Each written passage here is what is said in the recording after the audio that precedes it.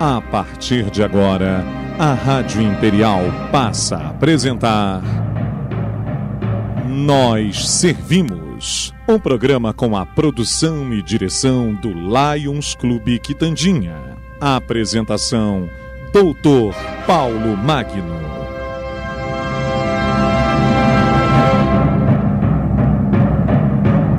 Bom dia, ouvintes da nossa Rádio Imperial. Aqui estamos mais uma vez com o nosso programa Nós Servimos, um programa sobre a chancela do Lions Clube Petrópolis Quitandinha. Hoje nós queremos iniciar o programa lembrando a todos que sábado que vem, a partir das 9 horas até as 13 horas, nós estaremos realizando a campanha do glaucoma, né? Que é uma doença silenciosa que atinge a visão, que pode levar à cegueira.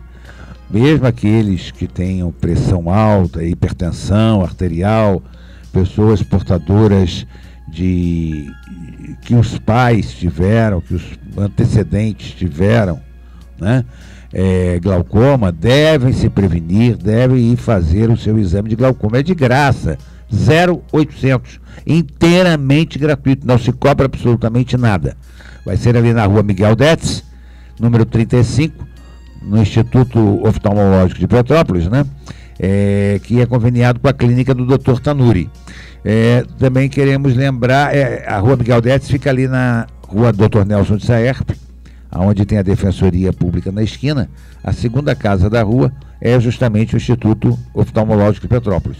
Então estamos esperando vocês lá para fazer esse exame que é anual a nossa campanha, para prevenirmos. É um exame de prevenção ao glaucoma. Não deixem de ir. Principalmente pessoas que sejam da raça negra, afrodescendentes, têm mais propensão a ter glaucoma. Isso nós chamamos a atenção para prevenir justamente. Não é que vai ter, todo mundo vai ter glaucoma. Nós estamos fazendo uma campanha de prevenção. Então esperamos você lá, é inteiramente gratuito, não precisa marcar a hora, é atendimento por ordem de chegada, tranquilo, não tem problema nenhum, tá?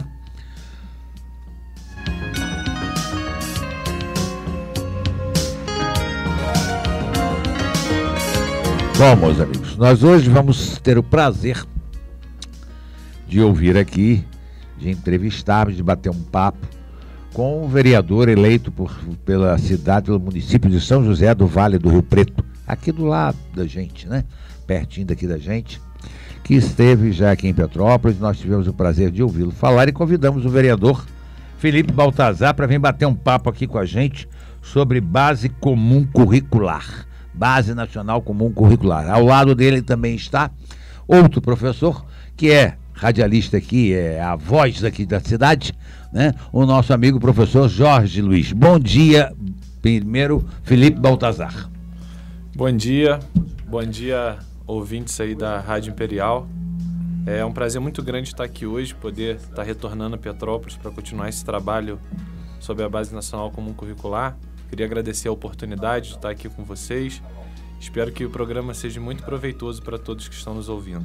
Temos certeza que será. Bom dia, Jorge Luiz. Doutor Paulo, bom dia. Vereador Baltazar, ouvintes da Rádio Imperial, né? Cheguei um pouquinho mais cedo hoje, daqui a pouquinho, 11h30. E você emenda, no ar, né? Pois é verdade, de 11h30 às 2h com o nosso Roberto e amigos, mas com muita alegria, com muita satisfação, nós estamos aqui para bater um papo, conversar em relação a um tema tão importante, tão pertinente, principalmente nos dias de hoje. São 3 professores de história, que terror isso, hein? Vai ser um terror. Vamos lá. Vereador, qual a sua formação pedagógica? Então, doutor Paulo, eu sou formado... Tira o doutor. Doutor? Então tá bom. Tira então, fora. Paulo, eu sou formado em História pela Universidade Federal Rural do Rio de Janeiro, na universidade da qual tenho uma grande paixão, um grande orgulho de ter estudado lá. Fiz parte durante todo o período em que estive na faculdade do Núcleo de Pesquisa em Ciências Políticas, onde fui pesquisador também, fui pesquisador do CNPq, da FAPERJ, né? Fui bolsista durante o período que estive na faculdade, e lá onde eu comecei a desenvolver o meu trabalho voltado para a área tanto da educação, também quanto para a área da ciência política, que é, na verdade, a área que eu tenho o maior carinho. Né? Perfeito. Você foi eleito vereador pelo município de São José do Vale do Rio Preto. O que te levou a ser vereador? Então, na verdade, que me levou a me colocar como candidato a vereador foi uma participação política que eu vinha tendo na cidade. Né? Eu faço parte de uma comunidade católica, né? Eu sou membro da comunidade Missão Alegrai-vos, e nós já desenvolvimos vários trabalhos na cidade, trabalho social, não como comunidade, mas ainda como movimento ligado à Igreja Católica. E eu fui eleito pela Juventude de São José do Vale do Rio Preto como representante na Conferência Municipal de Juventude. E aí, dessa Conferência Municipal, eu fui ter a minha participação na Conferência Estadual da Juventude. Lá também consegui, né, articular com mais alguns conhecidos, inclusive aqui de Petrópolis. E fui eleito também para ser representante, um dos representantes do Estado do Rio, da região serrana, para o Conselho Nacional de Juventude. E aí lá eu pude participar, a gente colocou as nossas ideias, colocou a nossa visão. E eu percebendo essa crescente movimentação, né, de jovens na política, de pessoas defendendo vários tipos de ideologia, eu vi a necessidade também de ter pessoas que defendessem aquilo que eu acredito. E resolvi botar a mão na massa e ser uma dessas pessoas que tenta fazer a diferença nesse sentido. Foi por isso que eu me tornei candidato a vereador e galguei essa vaga e, graças a Deus, né, tive a confiança do povo, fui eleito lá pela cidade de São José do Vale do Rio Preto. Legal, muito bom, muito importante isso. O Baltazar, acho que é assim que o pessoal te conhece. Isso, Teu Baltazar, nome de guerra. por favor. Então vamos lá. O Baltazar, a Base Nacional Comum Curricular é um documento que visa nortear o que é ensinado nas escolas do Brasil inteiro, englobando todas as fases da educação básica, desde a educação infantil até o final do ensino médio. Qual a importância disso para a educação em nosso país? Na verdade, a importância da base é zero. A gente nem queria que ela existisse. Isso é uma opinião pessoal minha, mas enfim. A Base Nacional Comum Curricular, na realidade, ela é uma tentativa de copiar uma tendência educacional que já foi utilizada em outros países. A Base Nacional Comum Curricular, ela não é algo novo, vamos colocar dessa maneira. Quando você diz que você acha que ela não precisa mais existir, você deve ter uma razão para isso. Ah, sim, eu vou explicar essa razão. Porque nós já temos, por exemplo, a LDB, que é a Lei de Diretrizes e Bases, de 96, e temos também o Plano Nacional de Educação, que foi muito bem discutido democraticamente em 2014. Certo. Assim como os planos municipais, que foram discutidos também. Eu acho que eu me lembro alguma coisa de como foi discutido aqui na cidade de Petrópolis. Né, parece que tiveram manifestações na Câmara, os colégios se reuniram também, discutiram. Mas em São José eu me lembro, eu participei ativamente dessa fase e foi muito bem discutido o plano lá. Os professores foram ouvidos, ao contrário da Base Nacional Comum Curricular. Porque a Base Nacional Comum ela vai se sobrepor tanto à LDB quanto ao Plano Nacional. E, no entanto, eu pergunto até aos ouvintes, alguém já ouviu falar da Base? Alguém foi convidado a discutir sobre a Base? A Base ela não precisa nem passar pelo Congresso Nacional, por exemplo. Pois é, o ministro ele tem o poder de homologar a base, como está previsto a homologação para o dia 27 de novembro agora. E ele tem o poder de homologar a base sem nem precisar discutir isso com quem são os representantes do povo. Isso está sendo enfiado pela goela abaixo da gente, com não é isso? Com certeza, é um absurdo. Porque... Inconstitucional, aliás. Né? Porque a Constituição ela diz que, na realidade, cada município, cada estado... ele tem, de acordo com as suas especificidades, fazer a construção de acordo com cada região, cada cidade. Vamos chegar nesse ponto. Inconstitucional. Claro, artigo exatamente. 211 da Constituição. A educação ela é contribuição dos municípios, dos estados e da federação. Exatamente. E da própria Lei de Diretrizes e Bases também fala sobre isso. Também. É possível ter uma base comum curricular em um país tão grande e tão diverso quanto o Brasil? Absolutamente. As diferenças regionais, como linguagem e cultura, vão dificultar a implantação dessa base? Porque muitas coisas que aqui, inclusive, vamos dizer assim, na região sul e sudeste, são tidas como palavrões, no Nordeste é a coisa mais comum do mundo. E vice-versa. Né? E ao contrário também, né? Quer dizer, até a linguagem em si eu acho que já é um problema, não seria? Não, então, Paulo, na verdade...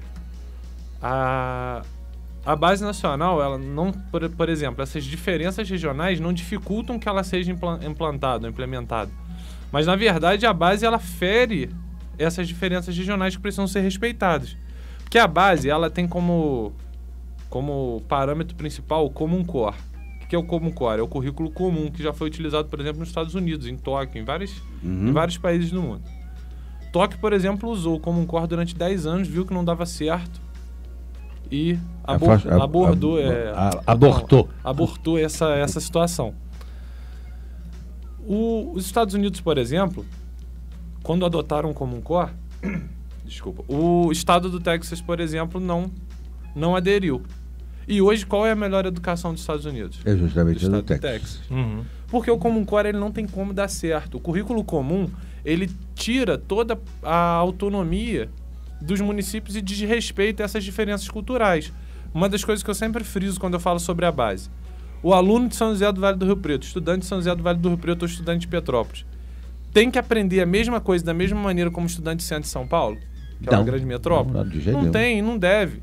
Porque o estudante de Petrópolis, o estudante de São José do Vale do Rio Preto, ele tem um modo próprio de lidar, ele tem um modo próprio de crescer, uma cultura diferente. Vamos trabalhando, por exemplo, na cidade de Petrópolis. Aqui, a cidade de Petrópolis tem uma história própria, que tem que ser valorizada. Tem uma cultura própria, que tem que ser valorizada. A Base Nacional Comum, ela desrespeita isso. E qual é o grande problema da base? É que ela centraliza a educação toda no poder central da federação. Né? O MEC hoje ele já é um órgão regulador da educação, ok? Sim. Mas hoje o MEC ele regula o que os municípios e estados fazem. A base sendo aprovada, sendo homologada, o MEC ele vai determinar o que cada um vai fazer. Na verdade, ele não determina o que cada um faz, né? Vai determinar o que todos vão fazer. Isso é gravíssimo, porque, por exemplo, a gente ficaria exposto a vários tipos de ideologias. Pois é isso que eu ia lhe perguntar. Se isso não é um pacote enfiado pela goela abaixo do estudante, para doutriná-lo de acordo com as orientações que hoje o Estado brasileiro segue. Sim, com certeza. E para nós, professores, é um absurdo completo, porque do tempo todo que eu sou professor, eu ouço cada vez mais nas escolas a gente falar que os pais abandonam os filhos nas escolas para que a gente eduque. Eu ouço isso o tempo todo e os professores Isso é um erro gravíssimo, né? Com certeza. E é uma das coisas que nós, professores de sala de aula, a gente combate. Porque a gente entende que a educação, ela é uma parceria entre família e Estado. Sim. Então, a família tem que fazer a parte dela e o Estado tem que fazer a dele. Com a Base Nacional Comum Curricular, o papel da família fica cada vez mais de lado. Parece que há uma nítida intenção do governo em terminar com a família. Só que quando você termina com a família, você termina com a instituição chamada Estado. Porque a família é a célula máter do Estado. Sim, com certeza. Né? Então, quando uma coisa depende da outra. Quando há uma intenção nítida. Hoje, pelo que se vê, pelo que se assiste, nós estamos vendo esse tipo de coisa. O que você acha aí, Jorge? Não, eu concordo. Gostaria da sua opinião também aí. Eu acho que a partir do momento que o que existe hoje é um intuito, né? E me admira muito o governo que aí está hoje, né? Que, lógico, na realidade o que está aí é a continuação do que já esteve, né? Exatamente. Porque, na realidade, foram eleitos juntos, né? A mesma quantidade de votos do Temer, quando dizem que o governo Temer é um governo ilegítimo, na realidade é uma grande mentira, porque a quantidade de votos do Temer foi a mesma quantidade de votos da Dilma e vice-versa. Né? Mas agora, me admira muito, o doutor Paulo, o ministro Mendonça Filho, por exemplo, continuar insistindo, o Mendonça Filho do DEM, continuar insistindo em implantar essa base, porque isso foi um plano de 2014. Mas não foi um plano urdido por eles. Não foi. Então, o que deveria acontecer agora, o mínimo que o Mendonça Filho deveria fazer é esquecer e enterrar de uma vez por todas essa unificação. Isso é que o Mendonça Filho deveria fazer. Porque ele está tendo essa oportunidade agora, porque ele combateu isso.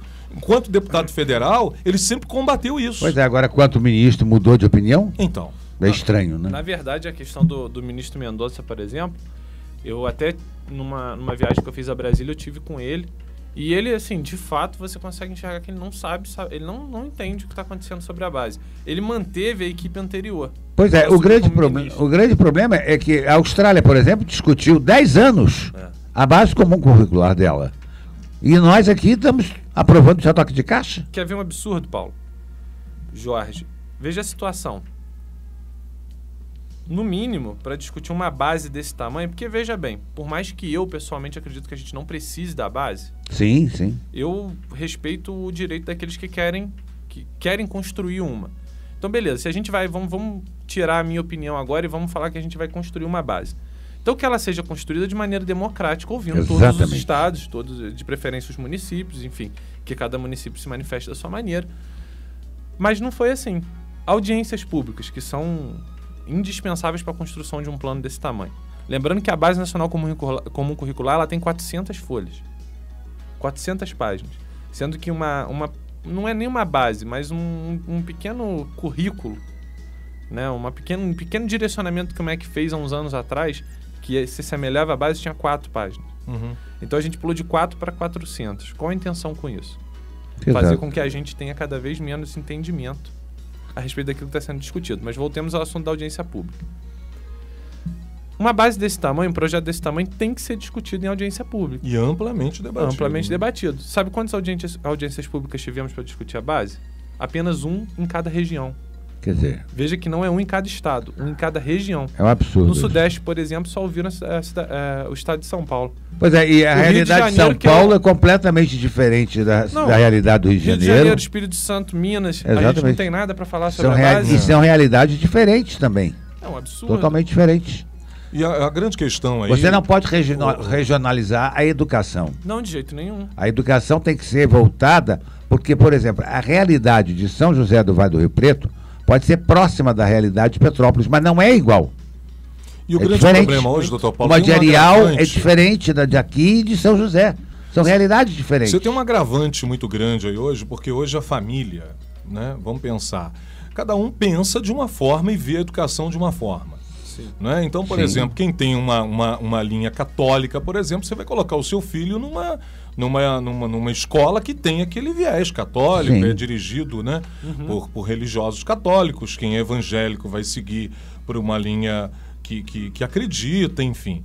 A partir do momento que isso foi implantado, nada disso mais vai acontecer. Não, acabou. Porque você vai seguir uma única linha. Exatamente. Então não adianta, não adianta você querer pular. Eu vou colocar meu filho numa escola católica. De nada vai adiantar. Não, e não só isso, mas até os colégios públicos, por exemplo. Vamos trabalhar a realidade dos colégios estaduais ou até mesmo municipais, que a base contempla todos eles. Eu, como pai, talvez às vezes não vou ter condições de colocar o meu filho num colégio católico, num colégio protestante, enfim, num algum outro colégio. Um colégio religioso. Num colégio religioso, de modo geral. Ou não só religioso, Sim, mas num num colégio particular que tem um direcionamento. Então, eu quero garantir que na escola pública o meu filho tenha um ensino de qualidade sem ser direcionado a algum tipo de ideologia. Exatamente. Por quê? Na cidade de São José do Vale do Rio Preto, até falava antes da gente começar o programa. A sociedade de São José do Vale do Rio Preto é uma sociedade, graças a Deus, conservadora. É uma sociedade que consegue enxergar a valorização do ensino. Uhum. Consegue enxergar que esse tipo de ideologia que tenta implementar não contribui em nada para a formação de ninguém. Muito pelo contrário. Ele desconstrói a formação que a gente tenta construir. Exatamente. Então vamos lá. Em São José do Vale do Rio Preto chegou um material didático há uns 2 anos atrás, num colégio estadual, que nós temos lá, o João Limões, e nós identificamos a presença, mesmo sendo retirado nos planos nacionais de educação pelos deputados, enfim, pela população, porque os deputados representam nada mais que a população, mesmo sendo retiradas questões de ideologia de gênero, por exemplo, no livro didático, no ano passado, retrasado, veio lá a presença de material de conteúdo de gênero e material e conteúdo também de desconstrução religiosa, desconstrução de família tradicional, enfim. Um material que vai contra os princípios daquilo que a gente acredita ser a sociedade de São José do Vale do Rio Preto.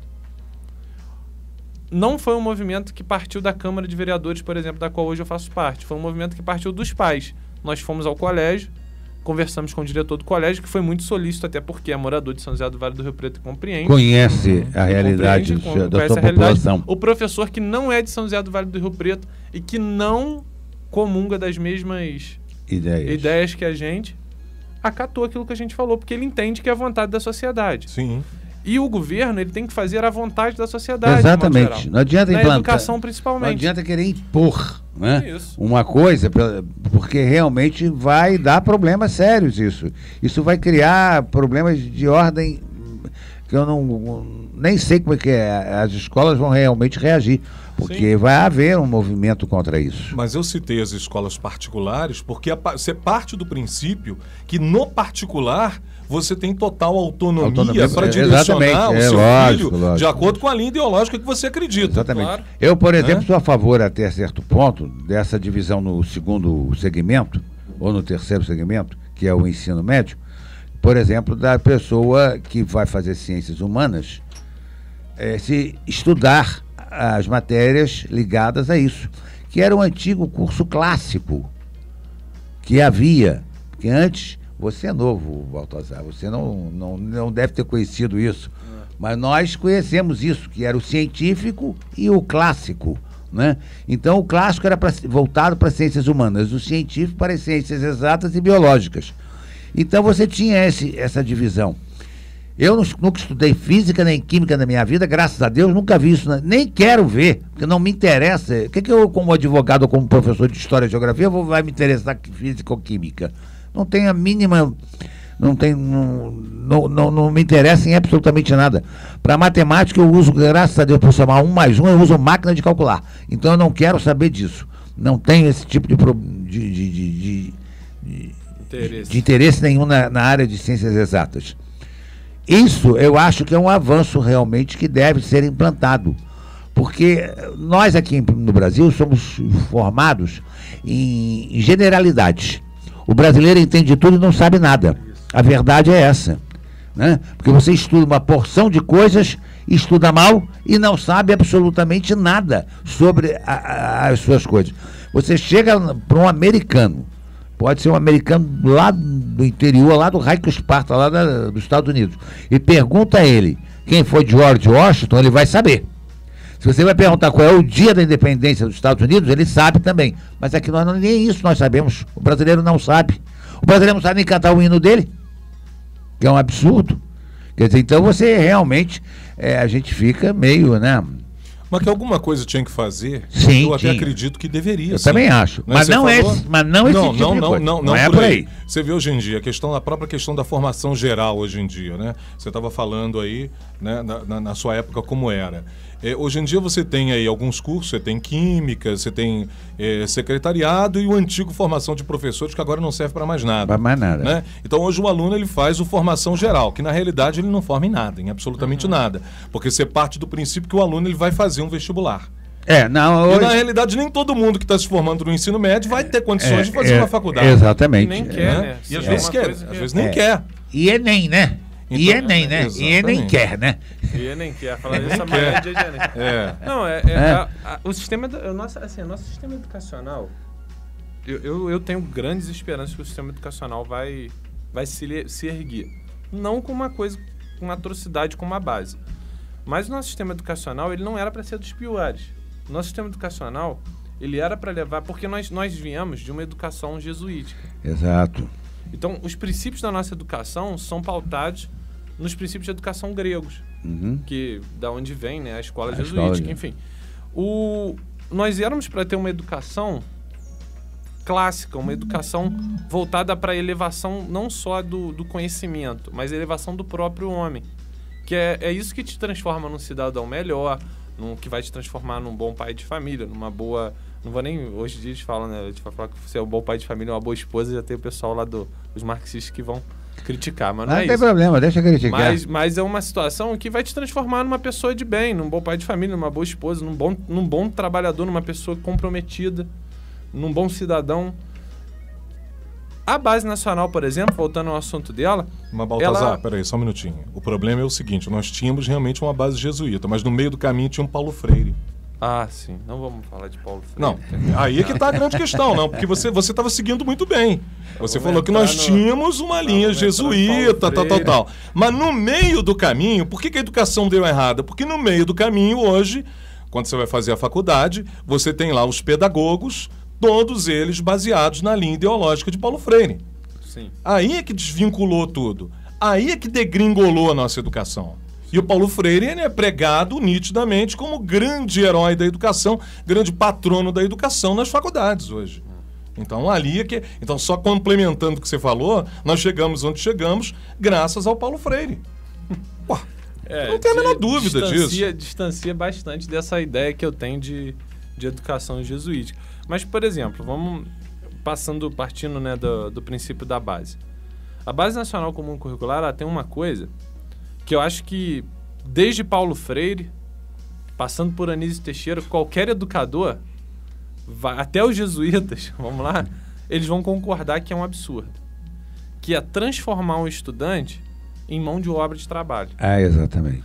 A base, por que eles tentam centralizar a educação? Porque o governo hoje, ele visa formar pessoas para o mercado de trabalho. Ele não visa formar pessoas... Na realidade, o governo não visa formar pessoas. Ele visa formar mão de obra. Pessoas são formadas para a sua própria elevação, para a elevação da sociedade. Eu já tenho uma outra ideia. Eu acho que o governo, hoje em dia, a única coisa que interessa a ele é que o cara pelo menos escreva o nome dele, para dizer que o cara é alfabetizado. Sim, para acabar com o índice de analfabetismo. Aí, pronto. Mas pode ser em letra de forma, mas não tem problema. Porque nós vemos isso, sabe? Os professores, por exemplo, trabalham bem essa questão. O amigo vai falar... Os professores, eles trabalham bem em essa questão de ser cidadão. A gente trabalha isso em sala de aula, a gente tenta elevar a pessoa para um nível de conhecimento que a gente fala que é para a pessoa tentar ser melhor, a gente fala tentar ser alguém na vida, né, tem popularmente conhecido, ter uma perspectiva de vida melhor, né, educar uma pessoa para ser uma pessoa de bem, para ser uma pessoa que vai contribuir para a sociedade. Como, na realidade, uma base, ela não está interessada nisso. Não, absolutamente não está interessada nisso nem um pouco. Conforme ela está sendo apresentada, você acha que a Base Nacional Comum Curricular definirá o que deve ser ensinado na educação infantil e no ensino fundamental? A orientação é que as escolas sigam o que é definido pela base e garantam também conteúdos diversificados de acordo com a realidade local? Não. Pois é. Não, muito pelo contrário. Não existe nada, na base não existe nada de realidade local. É só o conteúdo definido e pronto. Por exemplo, vamos falar de educação artística, que é um dos exemplos que eu me lembro mais da base. De estudantes lá até o 9º ano. Uhum. Vamos pegar estudantes do 5º ano. Como está descrito as bases, né, e as diretrizes para você dar aula, para o professor de educação artística dar aula de educação artística para essas crianças. Então, vamos trabalhar com que de fato são crianças pela idade. Sim, lógico. Né? Apesar de algumas pessoas já enquadrarem como adolescentes, vamos trabalhar como se fossem crianças. Vai ter lá, nas diretrizes, trabalhar expressões corporais de modo que elas possam entender e conviver trabalhar expressões corporais de modo que elas possam entender e conviver com situações de gênero. Compreender o seu gênero. Uma coisa desse tipo, assim. Porque eu não trouxe anotado. Mas, enfim. O que isso quer dizer? Que o professor de educação artística não vai ensinar arte. Sim, clássica, por exemplo. Ou não vai ensinar períodos artísticos. Eu me lembro que eu aprendi a identificar o que foi o iluminismo, o período barroco, o que foi, por exemplo, a transição de Idade Média para a Idade Moderna. Eu aprendi a identificar isso na escola e eu estudei a vida toda em colégio público, tá? A vida toda eu estudei num colégio chamado Colégio Estadual de Mundo Bittencourt, no centro de Teresópolis. Uhum. Estudei lá de 3 a 19 anos. Esse colégio, foi lá que eu aprendi a identificar tudo isso. Quando eu cheguei na faculdade de História, eu já sabia identificar cada uma dessas fases, sabe por onde? Pela arte. Porque a minha professora de educação artística ensinava pra gente a identificar as diferenças de arte de cada período. Agora, olha, imagina o que os professores vão ter que ensinar agora com essa base, por exemplo. Pois é, você acha que vão dessa ensinar forma... o pessoal a reconhecer o que é aquela exposição do Queer Museu? Queer Museu. Do Queer Museu, por exemplo? Você acha que desta forma ela será referência obrigatória na elaboração dos currículos escolares das escolas públicas e particulares de todo o Brasil? Eu, sinceramente, não sei o que vai ser currículo escolar se a base for aprovada, for homologada. Porque não tem necessidade de ter currículo escolar. A base te manda o currículo pronto. Exatamente. Como é que te manda? Porque não tem... Quer dizer, os currículos escolares vão ser rasgados. Não tem sentido. Eu não vejo sentido você ter lei de diretrizes e bases, plano municipal de educação, plano nacional de educação.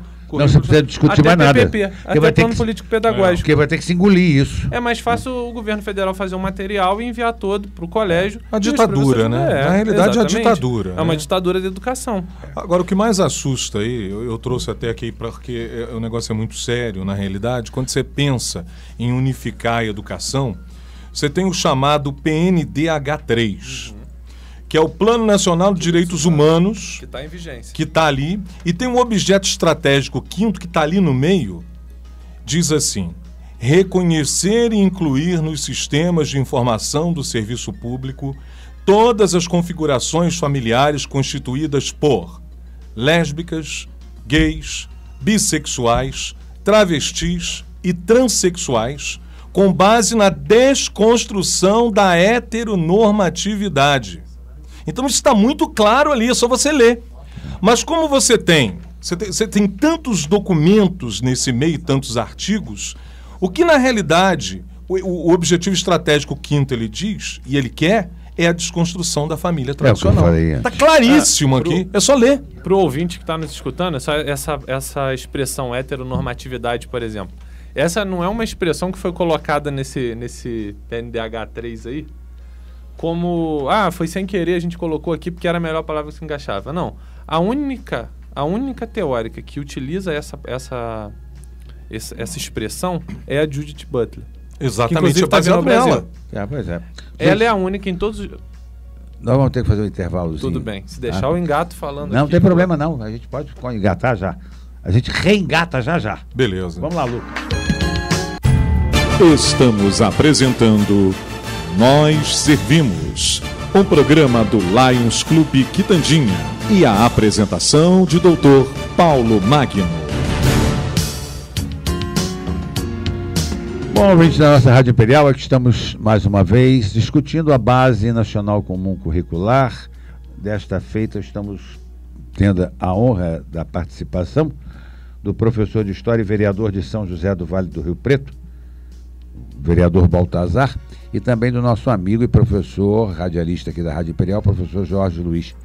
Ô Baltazar, da forma como vem sendo apresentada essa proposta, é para que o ensino deva problematizar a divisão das classes no modo de produção capitalista, a divisão do trabalho segundo o sexo e as implicações para as relações de gênero, e a divisão do trabalho segundo cor, raça ou etnia, a Base Nacional Comum Curricular não estaria interferindo diretamente na vontade, impondo determinado tipo de conduta ao aluno? Sim, na realidade não ao estudante. A gente não pode ver como se a base fosse determinar uma conduta ao estudante, ao aluno, mas sim ao professor. Na verdade, nesse contexto, a base ela vai falar, né, os teóricos da base, eles vão falar que a base ela está composta para se trabalhar essas questões de gênero, de etnia, de pautas LGBT, mas na verdade é que isso tudo é falácia. Que a base, tudo bem, vai se trabalhar essa questão, vamos trabalhar, por exemplo, a questão do preconceito racial. A base contempla para ser trabalhado na área de ciências humanas? Contempla. Mas vamos trabalhar, por exemplo, desigualdade social e desigualdade racial, essa questão do preconceito na cidade de São José do Vale do Rio Preto? Como é a história de São José do Vale do Rio Preto? Como é que a gente vai trabalhar isso lá? Existe uma maneira com que você tem que trabalhar isso lá. É porque eu tenho uma impressão, não sei, pode ser até que eu esteja errado, que no Brasil não existe preconceito racial, existe preconceito social. Eu não vejo muito... o preconceito racial é mais velado. Não, então, é velado, mas ele existe. Mas é muito superficial, em poucas camadas. Agora, o preconceito social eu acho que é muito maior. Este sim eu acho que é maior. Não, sim, com certeza. Se a gente for trabalhar preconceito social e preconceito racial... de classe eu acho que é um troço terrível. Existem os preconceitos. Existe também, a gente não pode deixar de falar, igual eu estava discutindo aqui no intervalo. Quando a gente fala que não quer que seja trabalhado, por exemplo, ideologia de gênero na base, as pessoas acreditam que então eles são contra as pautas LGBT, contra são homofóbicos. São homofóbicos. Não é isso. A gente tem que discutir, sim, nas escolas, tem que discutir a questão da homofobia, porque não é normal você bater numa outra pessoa, você agredir alguém, seja ela qual for, pela opção sexual dela. Ela tem direito a ter a opção sexual dela. Eu já parto do princípio que não é permitido agredir ninguém. Por mais que eu não concorde, por mais que não seja uma opção que eu queira pra mim ou pra minha família... Sim, cada um decide a sua vida, lógico. A vida dela. O princípio do livre-arbítrio. Exatamente. Então, assim, ela pode. Então, isso tem que ser discutido. Agora, não tem que ser imposto. Exatamente. Da mesma maneira como todas essas situações. Eu acredito que você trabalhar questões de preconceito, por exemplo, preconceito racial, porque eu tive uma experiência com isso na universidade, eu me lembro bem. Você não tem como trabalhar a ideia de preconceito racial em São José do Vale do Rio Preto, por exemplo, da maneira como você trabalha com os jovens de Caxias. Por quê? Eu me lembro de ter um amigo que morava em Caxias, fazia faculdade comigo. Ele passou por diversas situações de preconceito racial na vida dele, que ele colocava pra gente, e ele não se colocava nunca como vítima, não. Ele colocava como uma relação de experiência mesmo, né? Como um estudo. Ele passou por diversas situações que não cabem nas situações que passam por um jovem de São José do Vale do Rio Preto. Não que o jovem de São José do Vale do Rio Preto não sofra preconceito social ou racial, mas é diferente do jovem... Mas será que não é por causa da cidade? É isso que eu digo. Porque quando você fala que a pessoa é de Caxias, todo mundo já te olha assim meio esquisito. Acha que todo mundo que mora em Caxias é bandido. Esse é que é o grande problema. Esse meu amigo, ele colocava... Ele sempre colocou isso como uma questão racial. Eu tô passando para vocês a visão que ele me deu, né? Sim, eu entendo. Então, assim, ele colocava dessa maneira. Então, eu absorvi essa história dessa maneira. A ideia de preconceito social, por exemplo. São José do Vale do Rio Preto, cidade rural. Sim. Eu não posso afirmar que São José do Vale do Rio Preto tenha favela, por exemplo. Existem bairros ou em condições precárias, mas não se assemelham em nada a uma favela do Rio de Janeiro, por exemplo. Sim. Então, como o professor que dá aula na Rocinha vai trabalhar a desigualdade social da mesma maneira que o professor que dá aula em São José do Rio Preto? Não tem como. Então, é nesse sentido que eu compreendo a base de uma maneira muito errada. Né? Que eu encaro a base de uma maneira muito errada. Por exemplo, o jovem que vive numa favela do Rio de Janeiro, que hoje, por características de estudo, vamos trabalhar com dados científicos, hoje 90% das pessoas que moram em favela são negros. Como você vai trabalhar a questão da desigualdade social e racial com o jovem que mora na favela do Rio de Janeiro, na Rocinha, da mesma maneira que você trabalha o jovem que mora na favela na periferia de Curitiba?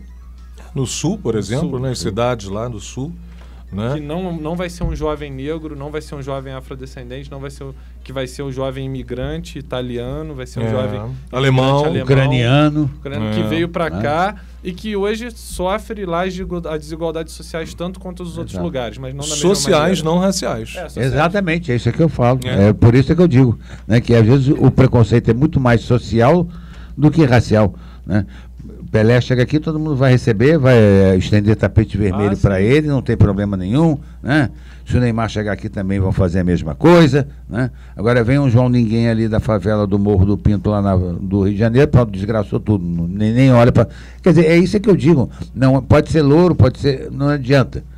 O preconceito é muito social, é muito arraigado o preconceito social. A base, ela parte de um princípio que quase toda a educação brasileira parte, que é absurda. De que você tem que tratar as diferenças, né, pegando cada um, falando, igualando todo mundo. Por exemplo, você vai pegar o jovem de São José, o jovem de Petrópolis, o jovem de Teresópolis, o jovem do Rio, vai falar, nós vamos tratar todos esses aqui iguais. Mas não linha, esses jovens vão ser todos iguais, vão ter a mesma educação, vão receber as mesmas oportunidades. O jovem de cada cidade não precisa disso. As diferenças, elas têm que ser respeitadas, não igualadas. Exatamente. E têm que ser potencializadas. Por quê? O jovem de São José do Vale do Rio Preto, pela cultura que ele viveu, pela cidade onde ele nasceu, ele tem um potencial a um certo tipo de cultura, a um certo tipo de trabalho, por exemplo, diferente do jovem de Petrópolis, Teresópolis e do Rio. É lógico. Então, a gente tem que preparar cada jovem, né? Eu estou trabalhando na ideia de jovem, mas isso vale para qualquer segmento, qualquer idade. A gente trabalha as potencialidades de cada um, né? Trabalha as diferenças potencializando isso, né? Pegando a diferença e transformando ela em algo que vai te elevar, que vai te potencializar, e não em algo que vai te rebaixar. Exatamente. O problema é que a base, por exemplo, na verdade isso é um problema da educação de modo geral. As pessoas querem pegar eu vivo muito em sala de aula com as pessoas que têm TDAH, por exemplo. o estudante que tem TDAH, ou que tem algum tipo de deficiência, ou que seja... Ou até uma recente experiência que eu tive com os professores da UF, num seminário que a gente estava construindo em São José, são com os alunos superdotados, os alunos que têm superdotação. Porque as escolas têm muitos desses alunos e os professores não compreendem.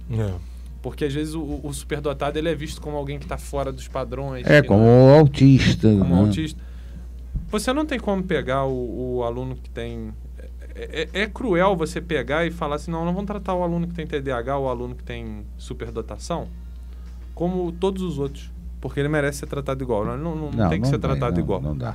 Ele tem que ser tratado bem, senão tem que ser potencializado melhor possível dentro da diferença dele. Ele vai se sentir um estranho no ninho. Exatamente. O aluno de superdotação ele não pode ser tratado igual aos outros, porque ele tem essa característica de superdotação, assim como o aluno de TDAH. Exatamente. Eu estou usando essas duas pontes porque algumas pessoas vão falar, mas ter superdotação é muito bom, ter esse TDAH nem tanto. Não tem relação com o que é bom ou ruim. Tem relação em o que você faz melhor. Eu, por exemplo, dava aula, eu sempre dei aula em escola particular ou escola pública, eu dava a mesma aula. Eu não era professor. Aqui é escola pública, eu vou dar aula porcaria. Aqui é escola particular, eu vou dar aula boa. Não, a minha aula era sempre igual em todo lugar. Mas eu tive um determinado colégio aqui em Petrópolis, que quando eu ia para dar aula, eu tinha que realmente...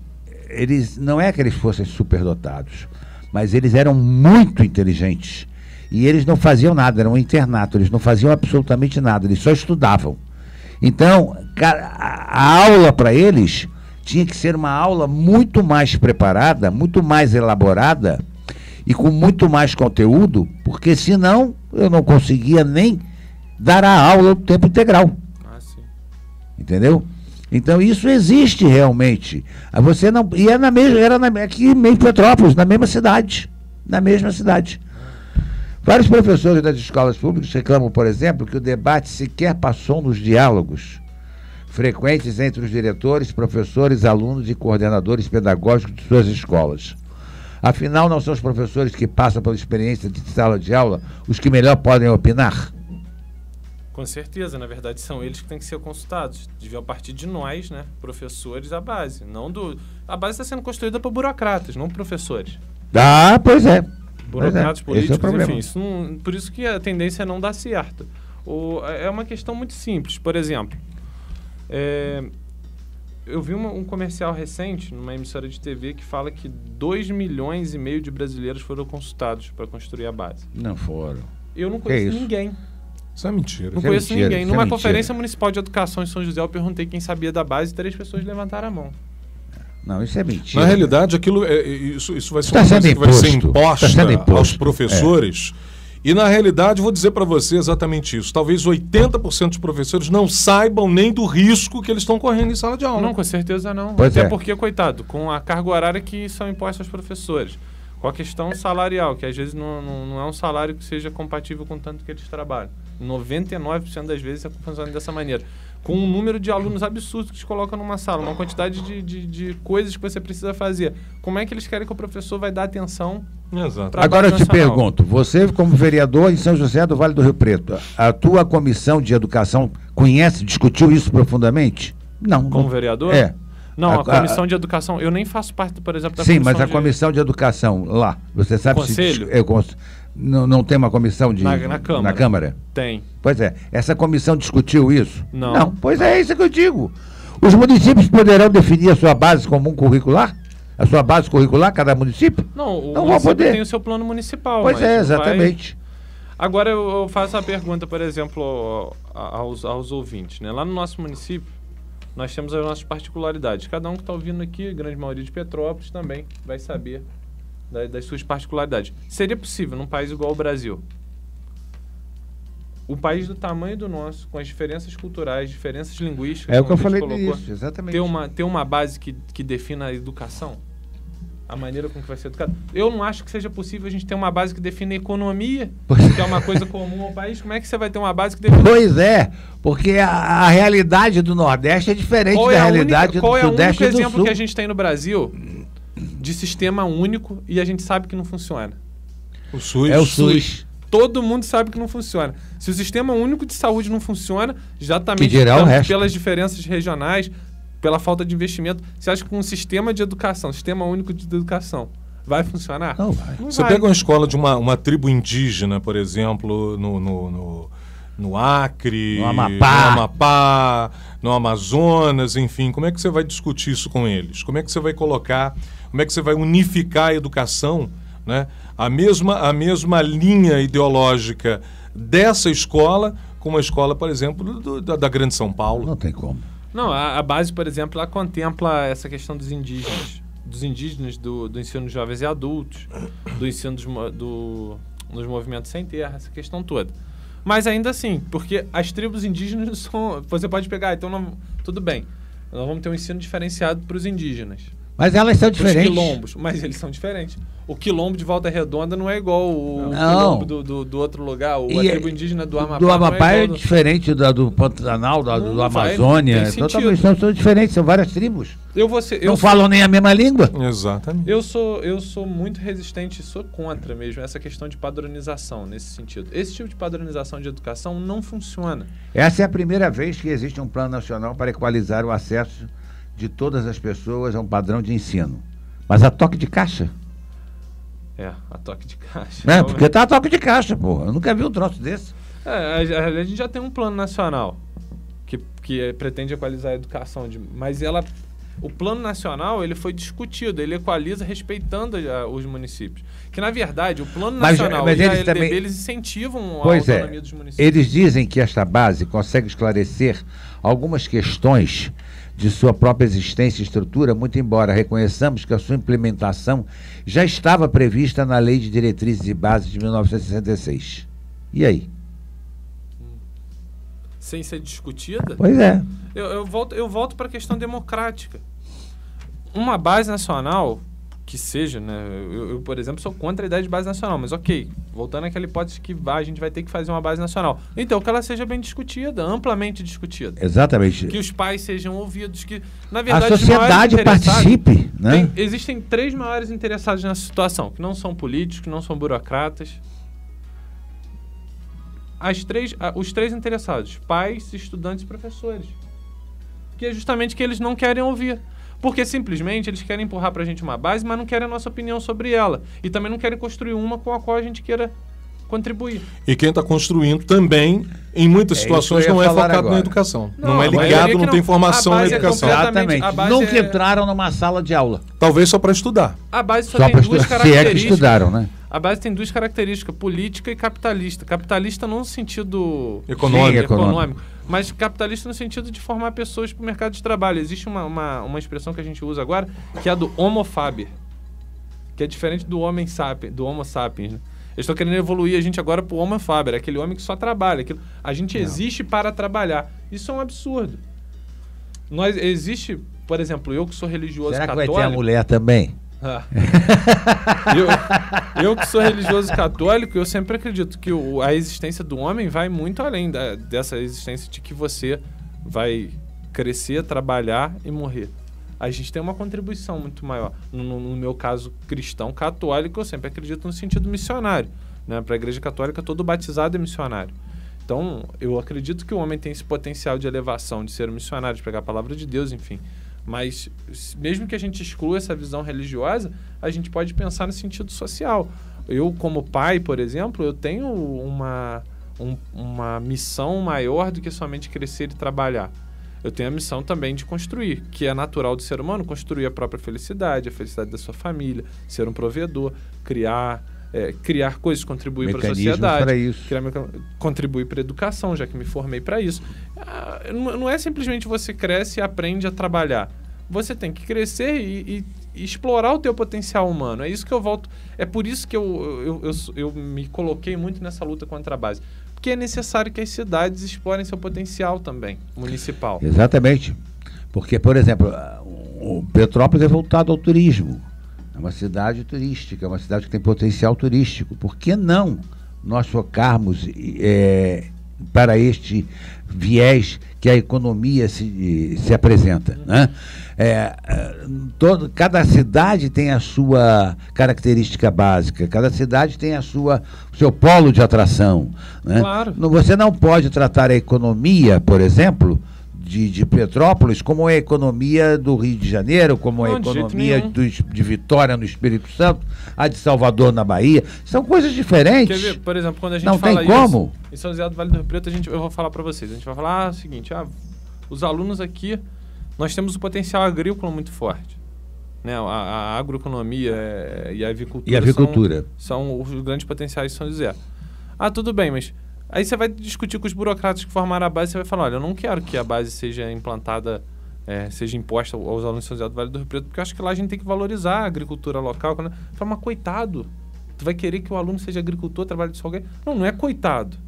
A agricultura é um trabalho digno que manteve o Brasil até hoje. Mas, meu Deus do céu... É uma das principais atividades. E você vai perguntar para o aluno, ele não acha ruim ser agricultor, não. O pai também não acha ruim ser agricultor, porque de fato não é ruim ser agricultor. E de repente tem um agricultor em melhor situação financeira do que muito advogado por aí, muito dinheiro por aí. Em Rio Preto você enxerga isso. Pois Os agricultores, a grande maioria, são muito bem. Mas, enfim, por que não ser agricultor? Por que eu não posso? Por que eu não posso querer que meu filho seja agricultor? É uma profissão muito nobre. Honrada? Ué. Então... É melhor do que ser político ladrão. A base, ela acha que todo mundo que todo mundo nasce. E pior, né? Eu vou te falar que a base não forma nem políticos. Porque a base não te ensina a discutir política, ela te ensina a pensar ideologicamente. Mas o que aliás já é um mal. Né? Eu, sinceramente, não consigo entender. A única coisa que eu identifiquei na base, a única coisa que eu consegui identificar, eu falei, não, isso aqui a base quer fazer. É desconstruir a identidade das pessoas, desconstruir a idade desconstruir a ideia de identidade, desconstruir a ideia de família tradicional, entrar nessa questão que o Jorge falava aqui do heteronormativo, tirar, né, de desconstruir essa ideia de heteronormatização, quando na verdade a gente tem que lutar contra essas coisas, porque isso são bases fundamentais para que a nossa sociedade exista. Exatamente. Eu não consegui identificar uma coisa boa a qual a base quer chegar. Na realidade, essa base é como se fosse um Kinder Ovo, né? Só que tem uma surpresa desagradável dentro. Não é preciso entender melhor a proposta do processo de alfabetização, a transição entre a educação infantil e o ensino fundamental? Com certeza.